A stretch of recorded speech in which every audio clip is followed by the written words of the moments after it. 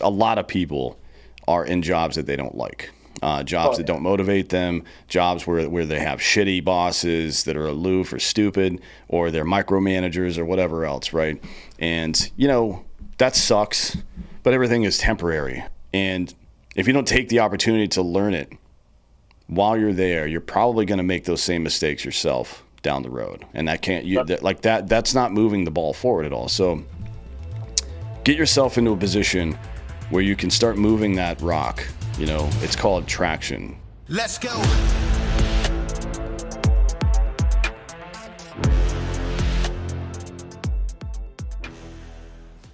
Welcome to Citizen. We got a special guest today.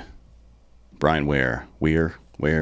It doesn't matter. Wear clothes, Dan. You're wearing a beautiful shirt. I am, yeah. White people into slavery. You own a couple of companies. One Day Wraps is one of them. I think that's how we met, but you got a lot of stuff going on, which we'll get into. But first, let's start with you. Where'd you grow up? I grew up right here in Southern California in Temecula. A lot of white trash in Temecula. Riverside boy. There's a lot of whiskey tangos in that area. I don't know. I stay away from that shit. Yeah. So beer parties. What was it like? Southern California is a pretty nice place to grow up, provided you're outside of the LA area. Yes. I grew up in what I consider probably the greatest area to grow up in, good old Temecula. There's no one here until about 95, really. And we had skate parks everywhere and BMX everywhere and dirt bikes everywhere. And there was nothing. It was awesome. What's so good about it? Just America, pretty much. Even now, it's still the bubble within the bubble. Like I still live in Temecula, but I live in the wine country of Temecula. So wine country is pretty much what I grew up in the city when we were younger. Because now we can still go out there and we can drive our Polarises around, and even though we're not street legal, nothing, nobody even hassles with you. You just have fun out there. You do whatever you want. Yeah, that does sound good. Yeah, you just hit the road and you just cruise around. Still, though, you got to pay those taxes. A little bit, yeah. Which is, not great. No, it's fucking awful. Get a little creative, but it's still fucking awful. How do you feel like as a business owner? Well, let's go back into your history first. So you graduated high school. What'd you do? Well, what was high school like there? What'd you do? Like, what were you into? Sports or skateboarding or smoking crack? I didn't really like all the partying and stuff like that. I always wanted to do business. So I started my first business when I was like 16 and a half. I was custom painting hot rods and Harleys, and I got pretty well known for that by the time I was like 19, 20. I'd been in I think by the time I stopped doing it at 23, I had been in damn near 40 magazines, and I had like 17 covers. So car grab was always my thing. Cars were always my thing. But yeah, high school, I didn't really go to parties much. Maybe like a handful, maybe. I just like fucking working and making money. I don't think I ever had less than 2 or 3 jobs. What was home life like? Were you close with your parents? Oh yeah, still close to my parents. My brother was always the fuck off that would get in all the trouble and stuff like that, and I seen him going through it all, so I didn't want to dick with it, and he took all the blame, and I just cruised. What was your what'd your parents do? My mom was a nurse for a little while, but ultimately she stayed home when we were growing up, which is the way I always wanted to be. I believe in the old school ways of all kind of shit. And my dad was always one of the kings of dairy in America, so he was the vice president of Dean Foods, Ador Farms, Altadena Dairy, Carnation, all that kind of stuff. And then, he was in dairy since he was 19 years old, and he just retired 3 years ago. My dad was like a milkman. Where was he into cars and shit? How'd you get into cars like that? Because that's usually like a. He was into cars, but not to my level. My uncle, he had hot rod shops in the 60s in like Bell, California, which is where the hot rod capital of the world was, pretty much. And it just stuck me. Like, I just love that shit. I've had less than 7 cars since I was 27. That's a big thing on the West Coast in general, not just in California, but I mean, definitely mostly Southern California, especially though, because I used to go to Palm Springs a lot, which is not a place that you would associate with that sort of thing. But every Saturday they have a hot rod show there, right?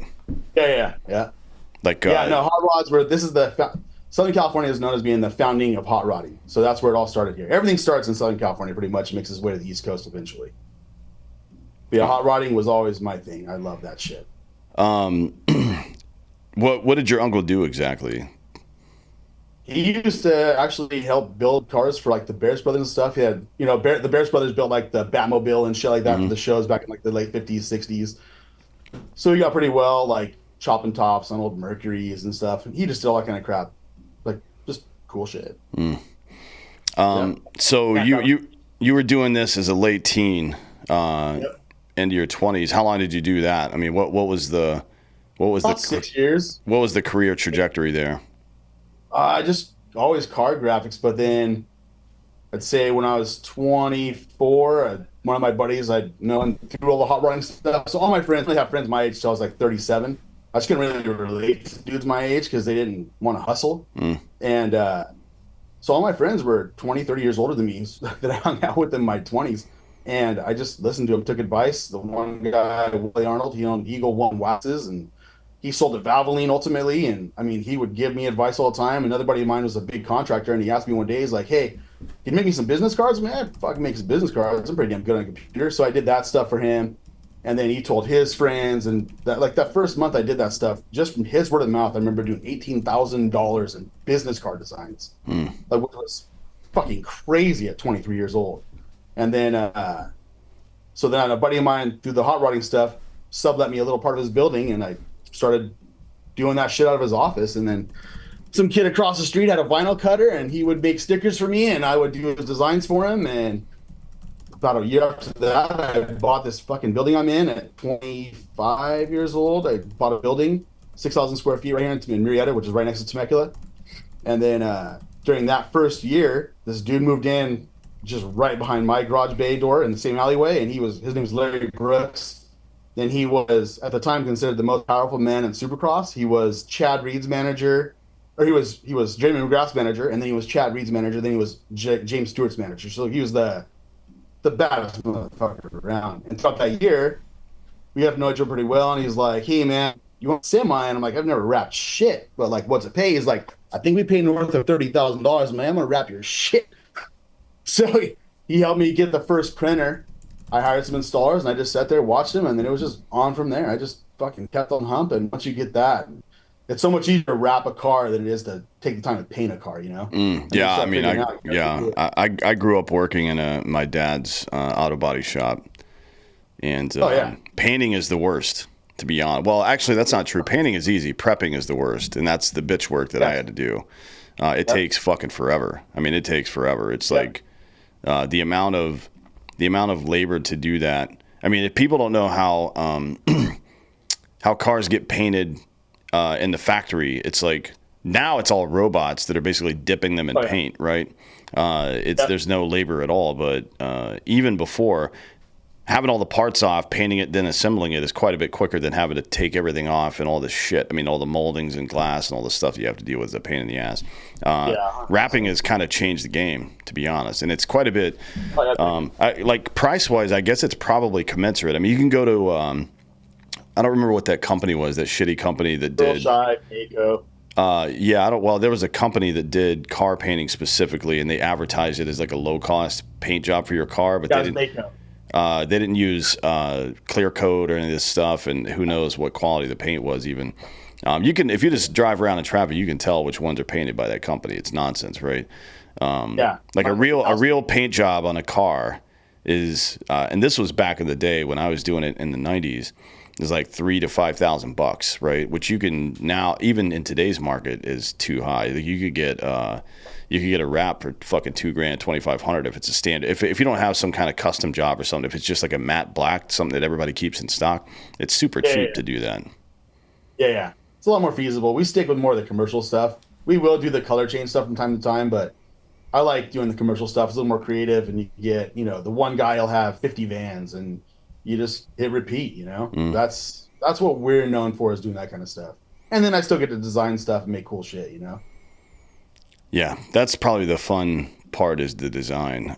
Yeah, exactly. Any Joe Blow can just wrap a car matte black in their fucking garage that has no insurance and shit. Mm. So why do you want to compete with those guys? I don't even try.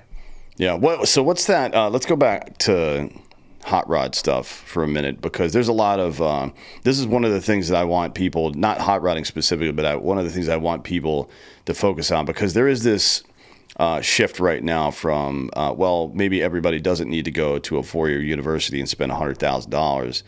The trades, we need tradesmen, we need people that are working on cars and blah, blah, blah, all this stuff, right? But for me, it doesn't stop there. For me, it's like still a pathway to personal entrepreneurship. So what I want to see more of is the, 16 to 25-year-old or so getting into one of these types of trades, and being able to learn the skills they need, develop the skills and customer base that they need, purchasing the required tools and all this other bullshit to do the job, and then going off and starting their own business at some point, right? That's kind of the pathway that I think is quite a bit more lucrative, and the trades themselves are lucrative. So we'll start with there before we get into the entrepreneurship stuff, which can get more complicated, and although you can make more money, there's also quite a bit more expense involved there as well, as any business owner knows. But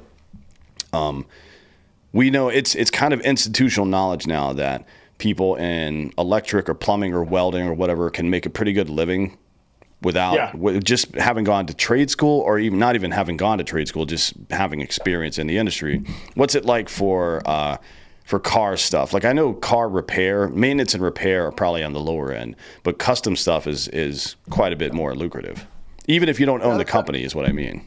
Yeah, the custom stuff's fun. Like custom car building stuff is cool, but still at the end of the day, that's like fun money. And so not everybody still has that kind of fun money to throw around and waste on wheels and tires and all that kind of shit. That's why, again, I kind of stay away from all the custom stuff anymore, even though everything I have is to the hilt. But yeah, just focusing on the stuff that makes people money, like the commercial aspect of it, everything, that's cool, because you're still making cars look cool, but they end up paying for themselves over time. And those guys always have the money. And it goes back to the trades. Like right now, most of our customers are heating, air conditioning, plumbing, electricians. That's the bulk of my business. And like when people ask me like, hey man, thinking about starting a business, what should I get into? I'm like, get into a trade. Like, be a fucking plumber, do heating, air conditioning, you're going to murder it. The guys I know that are wealthiest deal with shit, pumping septic tanks and have rock quarries and gravel yards and stuff like that. I mean, they murder it, but it's the stuff that people don't think about. Everybody wants to go to college, which I fucking don't believe in college or any of that shit anymore. I just don't. I'm not a higher education kind of guy myself. And I don't know anyone that, rarely do I meet people that went to college and 4-year school that does better than, even myself or anybody I know that didn't go to college. Like it's just different. It's not what we need. We need trades. You started out, I guess, as a business owner, but do you have, I assume you've had employees over the years who have gone on to start their own shops, right? I pretty much started half the damn wrap shops around me just because all my guys, they want to start their own shit and be like Brian. I don't know. But hey, whatever. It works. They all still roll through here quite often. The majority of them do. When they're slow and I just have a rotating clock, they can just come on in, clock in. I'll pay them for the day and they work and they get their shit done. And I never burn nobody. It's not my deal. So we have a great relationship with most of these people around here just because they know I'm always busy and I let them just come on back whenever they want. Just roll through the door and work. And how do you, like, at your age now, you've been in this game for 2 decades. You're established, but also, part of being established means making sure that this career trajectory extends to people beyond yourself into the future as well, right? Like when you're gone, just I don't mean dead, but just retired or whatever. Although people in the car industry don't tend to retire, they just keep doing it until their fucking back breaks. But should you choose to move on to something else or retire, keeping like there's a huge responsibility to keep the thing going. I mean, when you think about like older soldiers or people late in their sports careers or whatever, like you've got there's certainly a part of your duty is to make sure the next generation is qualified to do what they're doing, right? To pass down all the institutional knowledge you have.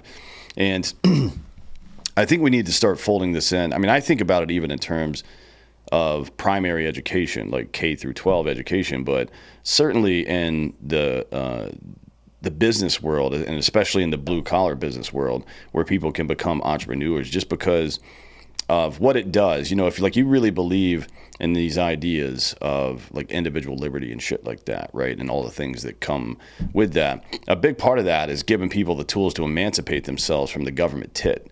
And, you know, that has the added benefit of creating infrastructure downstream. So when you're an old, you know, dummy in a wheelchair or whatever the fuck, there's somebody other than the government to come take care of you, because we see how the government takes care of people. They don't. They Correct. don't know what they're doing. Yeah. I mean, they're terrible at it. So that's like that's a whole big part of it. And I think, you know, it mirrors the general life cycle of everything else. You know, you throw a seed in the ground, a tree grows, it drops leaves, that fertilizes the ground, it keeps doing that over and over, and drops seeds, new trees grow, blah, blah, blah, right? And eventually the tree gets cut down and turned into a house or something. That's just kind of the natural cycle of life. And so for some reason, we have a hard time. It's not that we never do it. We have a hard time mapping that on to our individual lives, right? Like, we're going to be born in diapers, we're going to fucking die in diapers probably, right? And all that stuff in between is important. People that fear death or whatever or getting old, I just don't understand that, because you're living in the cycle of life that you're in, right? So, you know, that's why we as adults should make the childhood productive to some degree, but kids should be having fun, right? They should be learning lessons in a fun environment, you know, jumping off of stuff, twisting their ankle or whatever. And then, you know, turning them into men and women as they get older. But, and then, you know, developing their natural drive to accomplish things and to help other people. And then, you know, going into the sunset years, being able to look back on all the good you've done and appreciate that and appreciate your I mean, that's what being a grandparent is, right? It's like, I did a good job raising my kid, and now look at them raising their kid in the same way. That should be the proudest part of your life, should be the last 35, 40 years, in my opinion, right? So, you know, map that onto the business world now, because it's something we have there's a lot of ladder pullers in every community. It's like, well, I'm successful now, I'm going to pull that ladder up with me. It's like, no, your job is to plant the next fucking round of seeds, bud. Yeah, we'd be a lot better if we got off that government tit. Like, if we homeschooled, or at least spent more time with our kids, or even mentored other youth on what has been stolen from them in the past years, you know, teach them to fight verbally, scholarly, fucking physically, so that in any way, form, or facet, you know, they can't be fucked with. It's really as simple as this. Life is only as difficult as you want it to be, you know. However, the more you challenge yourself in society with which we live in to do better and be better, the easier that life gets, not just for you yourself, but for everyone else. Like, I don't even think like race, gender, or anything else we use to classify a human being should be an issue. Like, it should be producers and non-producers. The producers should dictate how society is run. And if you want to say, get off your ass and do something with your life that brings a purpose into your life, you know, like your family's future, or simultaneously positively impacts society for which we are all a part. You know, it's fucked that in most cases, those that contribute to society are the ones that are penalized, and the ones that just take and are drawn society don't contribute. They reap all the fucking benefits. It just baffles me that it's this way, you know. But yeah, if you got back and just taught the kids all the fucking trades and, you know, like you said, how to be a fucking man, we'd be way better off. We would probably not even be in this fucking situation we're in right now, where everybody has their hand out all the time and they don't know what the fuck they're doing. They don't even know where to go or how to do it. Doesn't matter what it is. It could be just getting a regular fucking job, or even talking to an adult in a room and having a conversation. Yeah, I mean, like, so one of the things in what do you call it?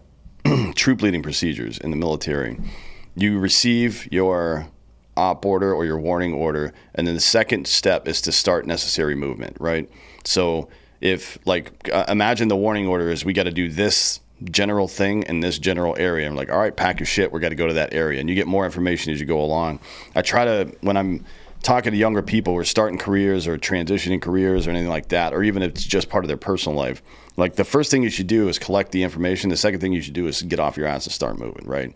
And as you said, that might just mean taking some regular job for a little while.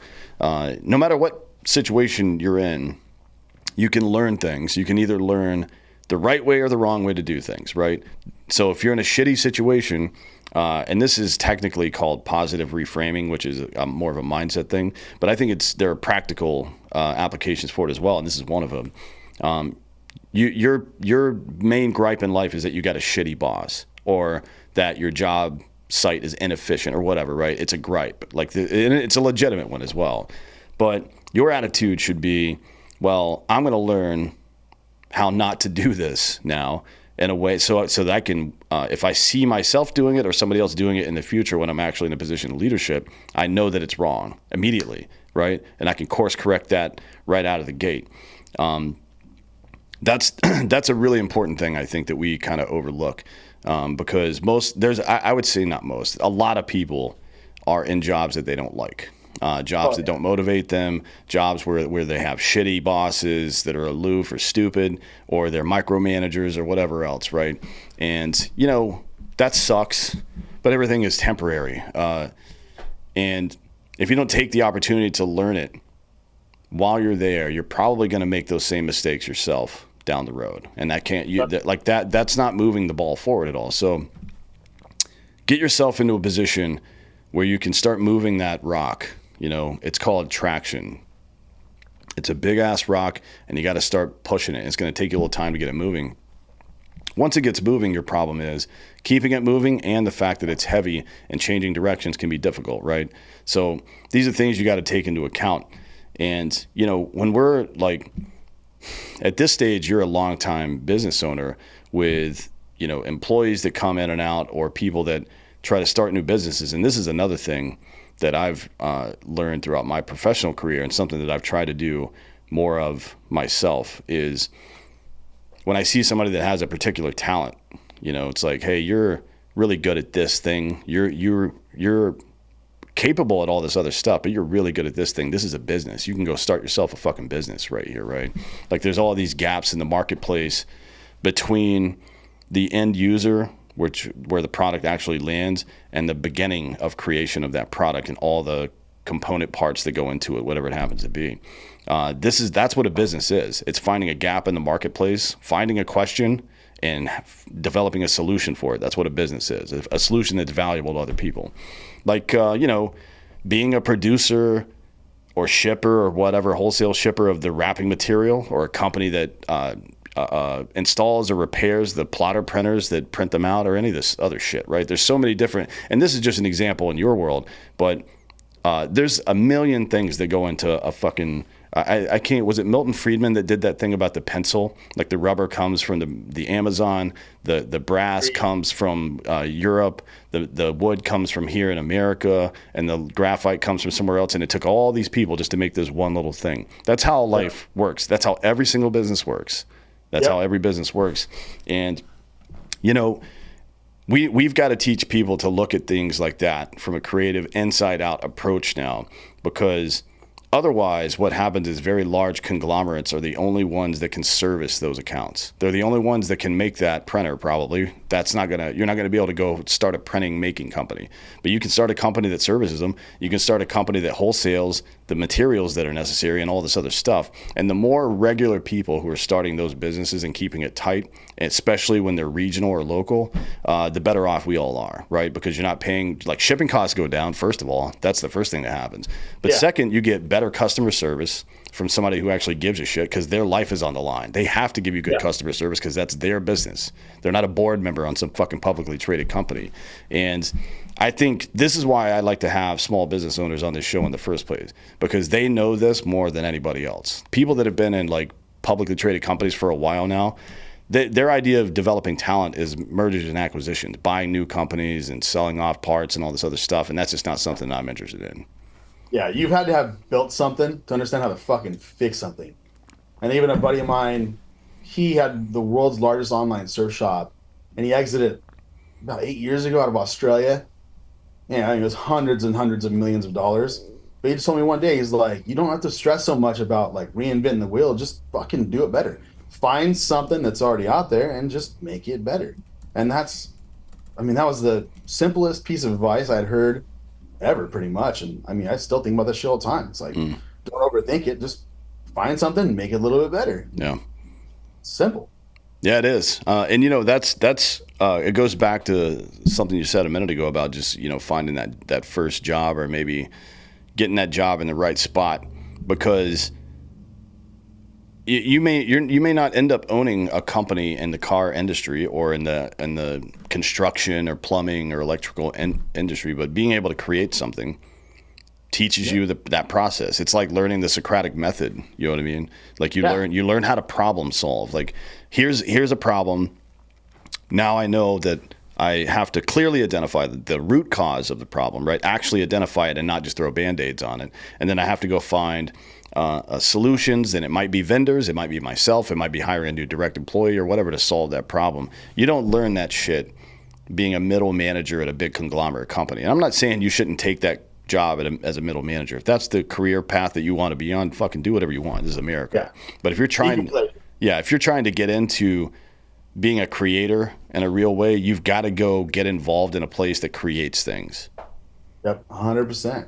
Yeah, some people just get complacent and they don't want to do it. I mean, I had 19 jobs by the time I was 21. I'd been hired and fired in 3 hours. I was a fucking nightmare. But I just knew every job I had, I'm like, there's a way to do this better. And it's like, I can't work here. This is a fucking waste of life. So, I mean, I learned what worked and what didn't work for me. And fuck, go out there and get jobs. Like, some of the best experiences I had were being an expediter in kitchens, just because you're talking to all the Hispanics and you're learning Spanish and you're seeing how everybody just does things, and you just learn how to interact with people, front of the house, back of the house. Just experiences. Like, get out there and get a real fucking job where you talk to people, so you're not just a cog in the wheel being awkward as shit in any conversation you have with somebody. Like, if you can talk to people, you win these days. Like, carry a conversation on, you fucking win. Because if you can talk to people, you can meet more people, and you never know who that fucking person is. My wife always trips out. She's like, everywhere we go, why do you talk to everybody? I'm like, because I want to know who the fuck they are, what they do, how they got where they're at. I want all the answers, so I don't make the fucking mistakes that they made in the past or I may be making now. Or just talk to people and get a fucking job.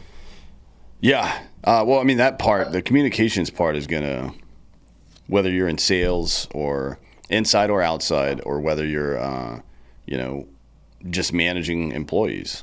Either way, that's always going to come in handy.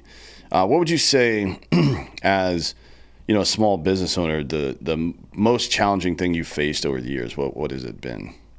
Just finding employees, because it's just so hard. It's hard to find anybody with any kind of work ethic anymore. Like, when you do find them, you're like, oh, thank God. But then they realize what work ethic is, so then they see you working and having and owning and buying and all that shit, and then, sure as shit, they take their work ethic and they go and start their own gig, which, I mean, more power to them. That's dope. That's the way it should be. Like, I can't hate on that stuff at all. Like I said, I kept good relationships with all those people, and we all work together still. And I mean, you keep scratching each other's backs and you just keep growing together. But yeah, that's just the way I like to do shit. If they want to start their own business, I fucking call them up and be like, hey, dude, you're fucking up. Like, don't do this. Don't post that kind of thing or whatever. Okay, man, thanks. And if they're receptive, I keep helping them. If they're not receptive and they think they know more or they want to make mistakes, fuck it, I stop helping. If you give you advice and you hold on to it, good for you. But I mean, I was raised the way, like, take the advice, don't discount it, use it to your advantage. I've made these mistakes, so you don't have to. And that's just how I like to roll. Like, even now, I've got a bunch of young kids working here, and I'm like, hey man, like, instead of going out and buying a fucking truck, why don't you get a life insurance policy, a permanent life insurance policy, while they're super cheap because you're young and you're healthy. And then years down the road, you can use that shit as a tax-free deal to, pull money from and make investments and shit. And they're like, really? That's a thing? Well, yeah, man. I wish somebody would have told me when I was 19 years old to go to life insurance policy. I'd be sitting fucking pretty. But, I mean, just all that little shit that people don't ever think about. I just want all these dudes to be set up. Yeah, I mean, this is another way. Maybe the most obvious, or the least obvious to people who aren't in the know, but the most obvious to everybody who is. The worst way that the government fails us, and it's in education, right? So this, this is, I would include the VA in this too, because they'll pay for all this school, vocational rehab, all this shit, but where's the program? And maybe one exists and I don't even know about it, that's also a problem because I'm pretty deep in this world, and if I don't know about it, that means other normal vets don't know that any of this shit exists. But I got one for that. Yeah, where's the panel of business leaders, successful business leaders who are going to the VA's vocational rehab or even just their educational system and saying, hey, here's like some really good information on how to start and maintain a business of your own, right? Like where are the Shark Tank people? Because they do a lot of this stuff in the public sector or the private sector, but not in the public sector. Where's that? Where like just business leaders, people that write on this, you know what I mean? Yeah. It's like, where's that information? Because the average, I would say the average high school graduate and then the average dude getting out of the military has no idea how to fucking start a business or manage a ledger or how to take investments or how to value their company or any of this shit. They have no idea how to do any of this stuff. It's just sad because I think a lot of times these days people don't want to help other people unless it behooves them for some reason. You know what I mean? Like, it's just fucking nuts. Like, even I talked to Jared from Black Rifle about it because like, I know him too, but man, probably about a year ago, dude. A couple years ago, Camp Pendleton, MCCS hit me up and they're like, hey, we'd like to invite you to have a wrap shop on base. And I was like, for real? Like, is this a thing? You know, they're like, yeah, last time we had somebody in here, it was West Coast Customs. We weren't very happy with it. You know, we follow you on the internet. We see your posts. We like your portfolio. We like what you do. We'd love to have you down here if you want to come have a meeting with us. I'm like, all right, cool. So they gave me a building. And after 10 months, I'm like, dude, these people don't.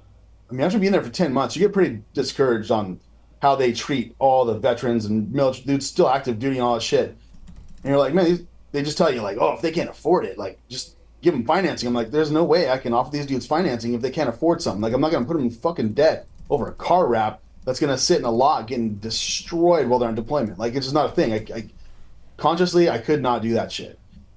So about 10 months out, I pulled out.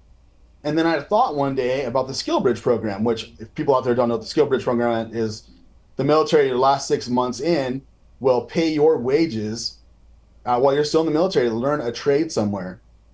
And so, like, you know, a guy can work for me and the military would pay me to pay him, essentially.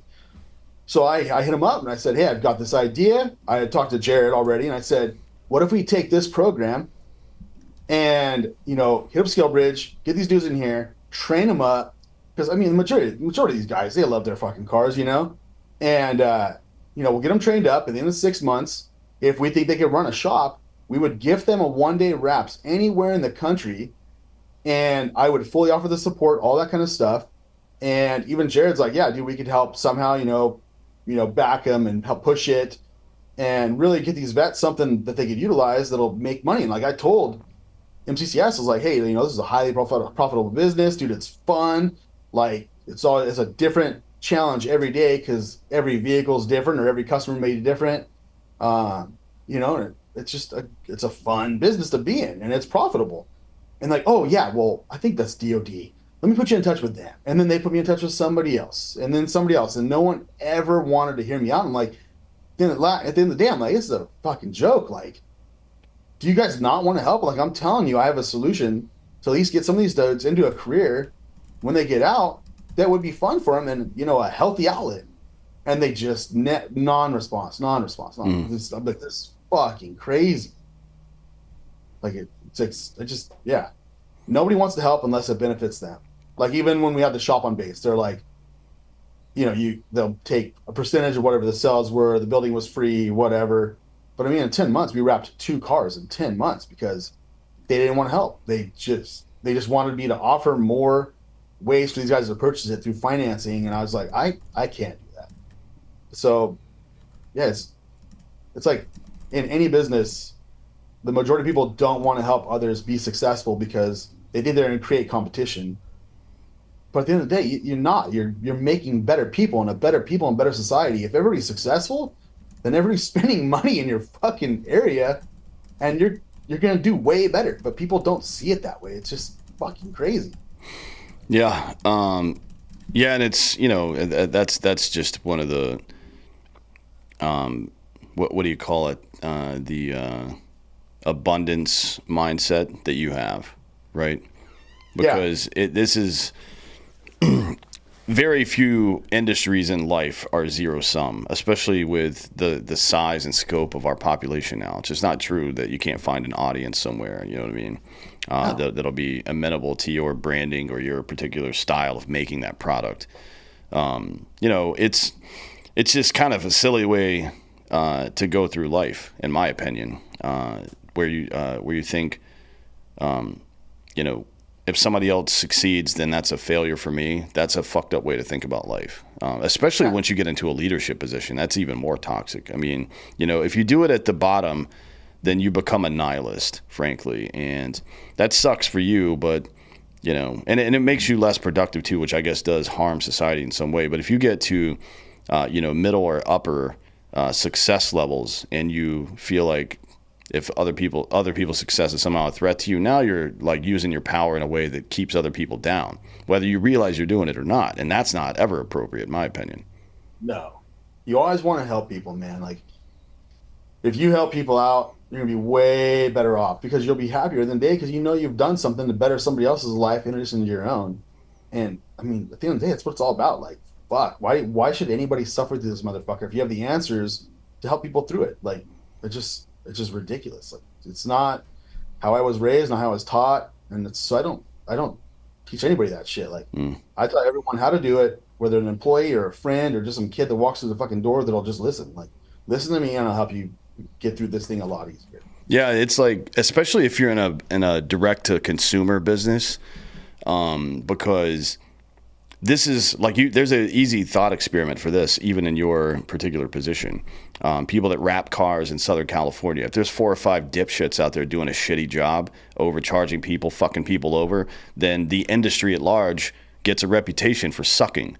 And that harms your business. So how could that possibly be beneficial to you to send people off into the ether to do the same job that you're doing with bad information? That makes you look like a fucking asshole, man.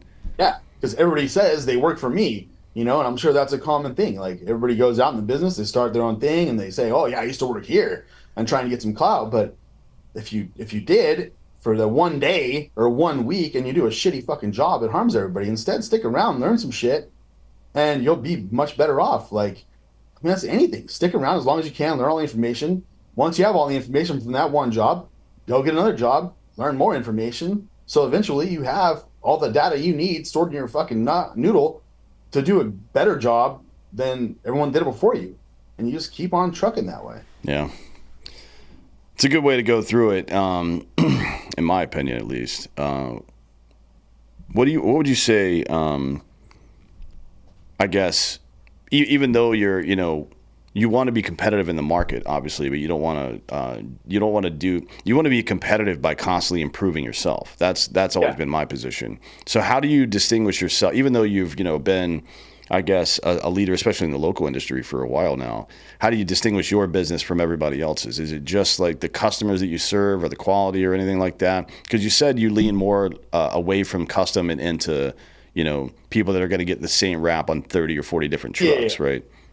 Yeah. Any dude, like I said, can wrap a fucking car in their garage.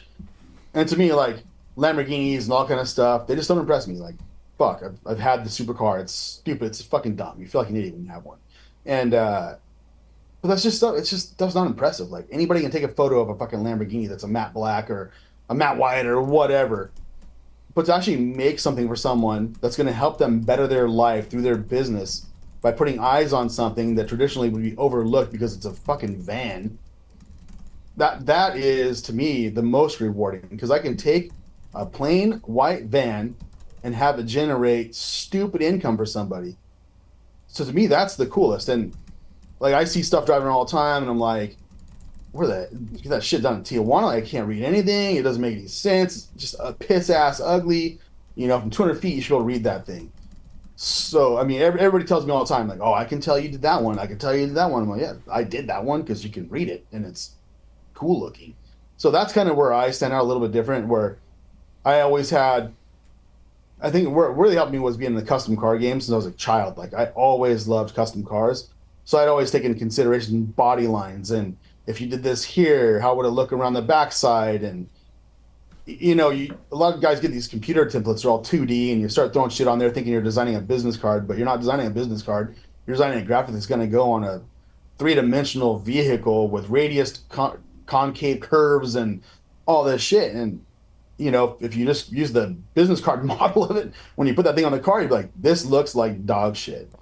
So I think that's where I really started getting different with it. Is I understood the lines of cars, you know, how stuff would react around corners, and I mean that I'm shit. Just I started the business 22 years ago, being on D-Day this year, and I'd say 19 years ago I started wrapping cars, and I just understood that, and that nobody was out here doing it for like 8 years after me, or 7 or 8 years. So I had the jump on everything, and then people would come in and start doing it, and I'd be like, "That looks silly. Like they don't understand cars. They don't know how to utilize body lines, or even avoid door handles." And you're like, "This is just silly shit." So that's why I really took off well. It's because I had the jump on it, but I just understood how to make cars look proper. Like nothing's out of place or in the wrong place. What role does the I guess the emerging technology play in that? Because it went from, like, you had CAD design programs back in the day, but now, I mean, it's a brave new world when it comes to tech, especially with graphic art and stuff like that. Like, I mean, you can use AI to do some stuff. Not that you would necessarily for these types of jobs, but there's a lot more tech out there that's available that make you better at your job, probably. Yeah, it's not so much there yet for what we do. Like even people come to me sometimes, they'll be like, "Oh, I got a logo," and I'm like, "Dude, your fucking guy's got 6 fingers. You use AI for this?" Well, yeah. I'm like, "You want a 6-fingered individual on the side of your van?" And that stuff's just not usable anyways in the first place because it's just low resolution images and such, But I mean, it looks cool. It's a good idea to start. So, typically somebody comes to me with an idea like that, and I just recreate it and make it look proper and give them 5 digits instead of 6, and make sure one eye is not higher than the other. But yeah, the technology aspect so far still isn't there for this because again, if you say design me a vehicle wrap, they're going to put on a template, but that template you can't extract the graphic from outside of the template to make it usable. So far it's still the same as it was 19 years ago. It's still Adobe Illustrator, still Adobe Photoshop, still using the same damn templates you always have. Yeah, the AI stuff. I mean, you're starting to see it more and more and more for people just bringing in concepts, but none of it yet has been usable. It's not very good on people yet. Like if you're trying to put your own face, well, if it's just your face, it's probably fine. But again, like other part, like a full body or something like that, it's just not good at that stuff yet. It's not bad at animals actually, but for people, for some reason, just can't figure it out. Yeah, we'll see how it develops. I mean, I never worry about AI for that reason because it's always like it's only going to get you to an 80% solution no matter what, anyways. And that's kind of what that's kind of what we've always done: market research, or taking somebody's idea or taking some general concept and like, what would be really good is adding this bit to it or that bit. And that's what a business is. It's like something that people need that's probably there's a market for, that now you've put your own spin onto, right? It's always been an 80% solution with 20% of your creativity added to it to make a business. So to me, it's like, I don't know why everybody belly aches about this stuff. I don't think it's going to be that much of a factor, to be honest. No, I don't think it's a threat either, to be honest. Like I just don't. And if you start worrying about that kind of shit, you're worried about a computer doing better than you in business when you're doing a skilled trade, then you're probably not very good at your fucking trade. I mean, it's no different than like people will be like, "Oh, it's your competition." Well, I'm my fucking competition. Because if I start worrying about somebody else, then I'm gonna let them win. So I just worry about me and how I can do better myself than a fucking random computer program doing it better than me. It's just not gonna happen. Yeah. So it's not always true that tech changes everything, I guess, but. There's quite a bit more art out there now, but it's like sometimes there's signal and noise. You know what I mean? Oh yeah. And I think do you have, like, would you say you have? And this is something that Southern California is particularly known for, and not just in raps, but in murals, graffiti art, tattooing, clothing, and shit like that. Southern California's always kind of had not a similar style for everybody, but there's been a lot of like styles that came out of that area, and it's like one artist. There are famous like especially in the Latin American community down there in Southern California, like mural art guys who have been doing the same general style for decades now, right? And they get paid a shitload of money to put their art on stuff, like on the side of a fucking building or inside like somebody's tech company or some shit like that. We're talking about tens of thousands, if not hundreds of thousands of dollars to put some of their art there. Do you feel like you've got your own like personal art style, or is it? Oh yeah, for sure. Yeah, for sure. Then the graffiti stuff isn't really so big in Temecula, fortunately for us. You know, it's we keep our shit pretty around here, naturally pretty. But yeah, no, I've got my own style for sure. Like I said, people always go, "Oh, I can tell you did that." I'm like, yeah. I don't draw cartoon characters and all that kind of shit. I typically just use letters and make letters look bitchy, because at the end of the day, the message is what you read. You know, yeah, that's just kind of my style. I always use letters. I don't like caricatures and pictures. I just hate that kind of shit. I like making everything look like forever. I would do like a race car style on everything, and that's why everybody's like, "Holy shit, I can tell you did that." I'm like, yeah, everything looks cool when it's a race car. Where do you think it's going to go for you? Like in 5 years, where do you see the business? Just the same as it is now? Are you just enjoying this, or are you trying to? That's fun.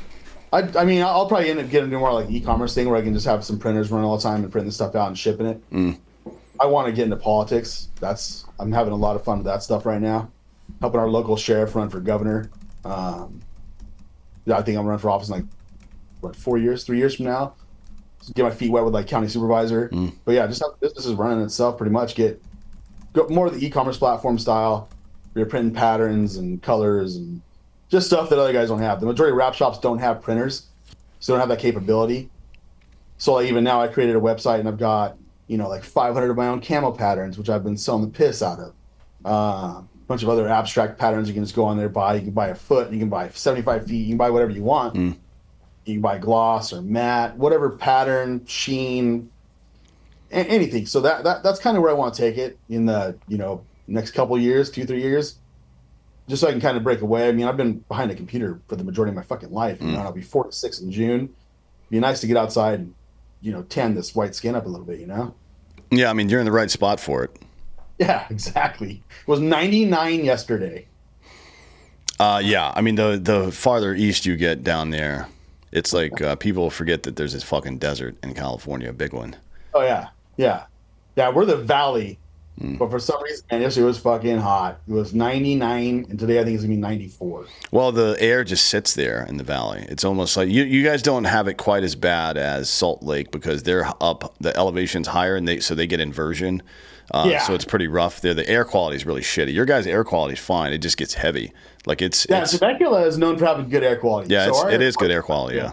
When you drive to like we were in San Diego over the weekend for some country concerts, and you get to San Diego, you're like, this air is shit. If you go 30 minutes north to Corona, where the 15 and 91 hit to go towards the beach in Newport, that air is so fucked. I mean, you can't even see the overpass signs right now. Yeah, it looks like LA like in the early 90s there now. It's fucked. It's the worst I've ever seen it. Yeah, but Temecula and the surrounding areas, it's just hot, right? So it's hot as fuck, but you don't get the bad air quality, which is nice. Like Salt Lake City, it gets cold obviously during the winter, but it's pretty mild, the weather, in my opinion. I lived there for a year. The weather was pretty mild. But that air quality is the worst air quality that I've ever experienced. And they don't have, there's no industrial pollution. It's just like a natural thing that happens there. It fucking sucks. Anymore. I think it's just the shit in the fucking skies. I'm like, it just like settles and you're like, dude, leave it be. Because, I mean, the days they don't start spraying that shit, sky's blue. I mean, everywhere. And they start really dancing on that crap all the time, and you're like, start driving around, you're like, this is fucked, man. I can't see shit. There could be a mountain 300 yards from you, and you'd be like, where's the mountain? It's gone. But I mean, fortunately for us, it's not here in our little area. Like Temecula, Murrieta, all these areas around us are pretty damn clear still. But man, you go half an hour any direction, you're like, dude, this is fucked. Well, what are you gonna do? You know, you're in the right spot. I'm in the right spot. I'm gonna stay in my fucking spot. Yeah. That's always good advice. You said you were looking to get into politics. Right now, you're doing stuff with our mutual friend Bianco, Chad, who's running. He's the sheriff of Riverside County, and he's running for governor. Which it's super early. The campaign won't start for a year, basically. But he's out there doing messaging right now. What are you doing for him exactly? So I've known him for quite a while. We've been pretty good friends. We'll travel together and we'll go to like country concerts and stuff. So a year ago, was April of last year, just messing around on the computer. I had some free time, and I'm like, yeah, I'm gonna fuck with him right now. And I knew they're on vacation, so I sent him and his wife Denise, and she's rad. I talk to her every day, pretty much for most of the day now, because I'm working so much on this stuff.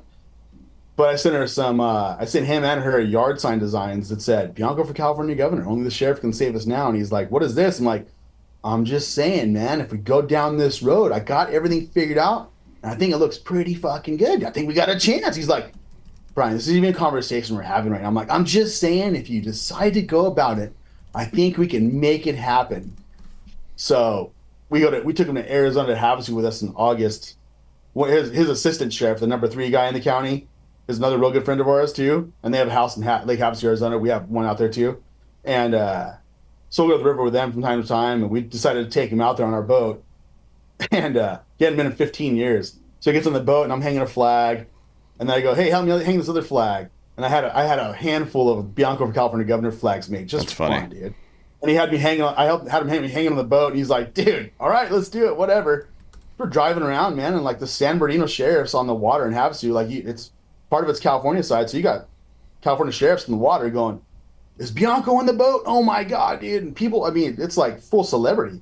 And I mean, a lot of my friends are pretty well known. I mean, Supercross dudes and like Twitch and Robbie Madison, all these guys are all my neighbors. Dan Henderson's my neighbor. We all live by each other, and I even like Stone Cold Steve Austin's one of my good friends. Like I talk to him damn near every day. I've traveled with him. I've been to his house. We go shooting and stuff together. And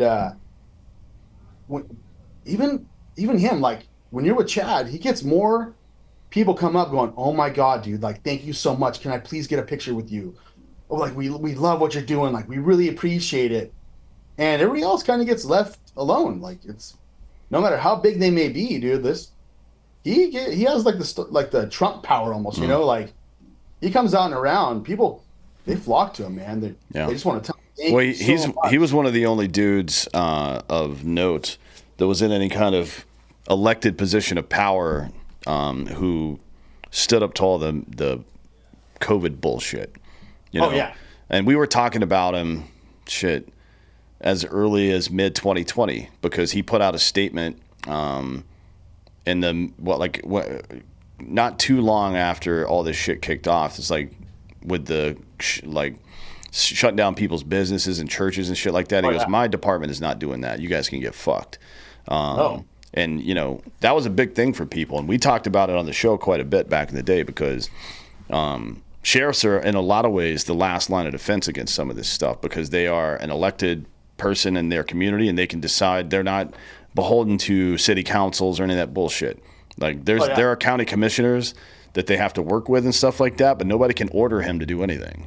He's the sheriff. I've been with him enough. Like he is sincere. I mean, he says that shit. Yeah, he is sincere. Like he stands by that. Like he cannot be swayed any way but what is right. Like I remember when he was doing the re-election in 2022 for sheriff. We were at the watch party, and the first things came out, and it was like too close. And his wife's like, "This isn't good. This isn't good." I'm like, "What, Denise?" Now I'm stressed out. So I walk up to Chad. I'm like, "Hey, man, like, if you lose, like, where do we go?" He goes, "We're not losing, and we ain't moving." I'm like, all right, I feel a lot better now. And then he won, and I'm like, all right, cool, sweet. I feel a lot better than that. So he's been adamant that we ain't moving for a while. Like, it ain't happening. But when he says he wants, like I told him, I said we should make the campaign slogan should be, I don't want to move, because that comes up in every conversation, man. Like, oh, where do we go? Or I got a buddy moving here. I'm like, I don't want to fucking move, dude. I got my dream house, the dream area, with all the greatest friends. I'm not moving. There's no way. I'm gonna fight this bitch out. And that's his mentality, which is exactly what we need. Because if you want to fight for something, you're damn sure gonna see it through and make sure that it's successful in any aspect of your life. Whether it be a job or politics or anything, or even like raising your children and stuff. But yeah, like it's just rad to do something right now that you can tell is true. And he isn't playing around. Like, he's serious as a heart attack. Yeah. Yeah. I mean, that's, when we talk about prioritizing local government, and you're talking about, being a commissioner or whatever the fuck in your local government, school board.